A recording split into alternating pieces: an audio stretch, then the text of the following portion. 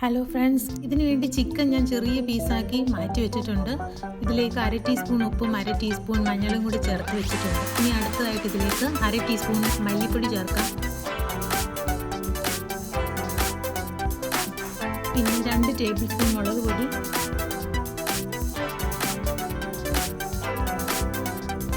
ഇനി ഇതിലേക്ക് ഇഞ്ചി വെളുത്തുള്ളി പേസ്റ്റ് ആക്കിയത്,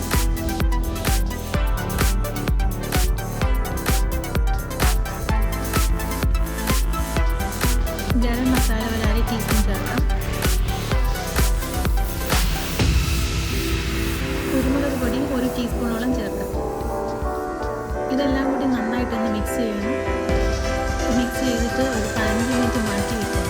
അടുപ്പിലൊരു പാൻ വെച്ചിട്ടുണ്ട്. ഇതിലേക്ക് ഞാൻ 2 ടേബിൾ സ്പൂൺ എണ്ണ വെച്ചിട്ടുണ്ട്.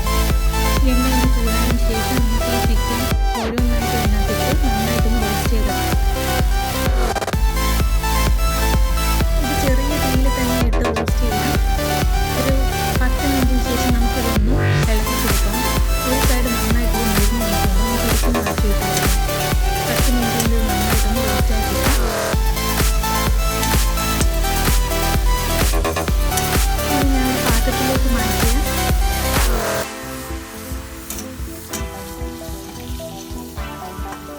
ചിക്കൻ ചേർക്കാനായിട്ടുള്ള മസാല ഒന്ന് പൊടിച്ചെടുക്കുക. അതിനുവേണ്ടി ഞാൻ 2 ഏലക്കായ, ചെറിയ തുള്ളൊരു പട്ട, 2-3 ഗ്രാമ്പു, കുറച്ച് പെരിഞ്ചീരകം, ഇതെല്ലാം കൂടിയിട്ട് നന്നായിട്ടൊന്ന് ചതച്ചെടുക്കാം.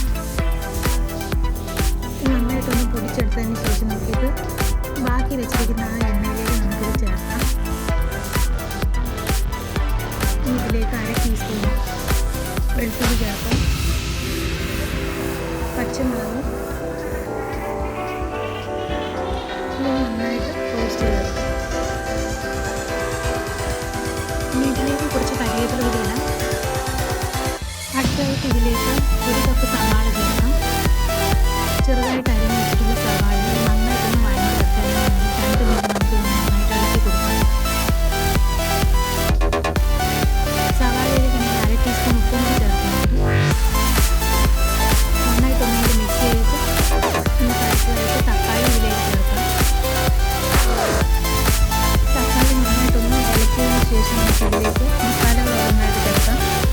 1/2 ടീസ്പൂൺ മല്ലിപ്പൊടി, 1 ടീസ്പൂൺ മുളക് പൊടി, 1/2 ടീസ്പൂൺ ഗരം മസാല പൗഡർ, ഇതെല്ലാം കൂടി നന്നായിട്ടൊന്ന് മിക്സ് ചെയ്യാം. 2 മിനിറ്റ് നന്നായിട്ടൊന്ന് മിക്സ് ചെയ്തെടുക്കണം. ഇതിലേക്ക് കുറച്ച് മല്ലിയില കൂടി ഇടാം. ഒന്നുകൂടി നന്നായിട്ട് മിക്സ് ചെയ്തതിന് ശേഷം നമ്മൾ നേരത്തെ റോസ്റ്റ് ചെയ്ത് വെച്ചിരിക്കുന്ന ചിക്കൻ ഇതിനകത്തേക്ക് ചേർക്കാം.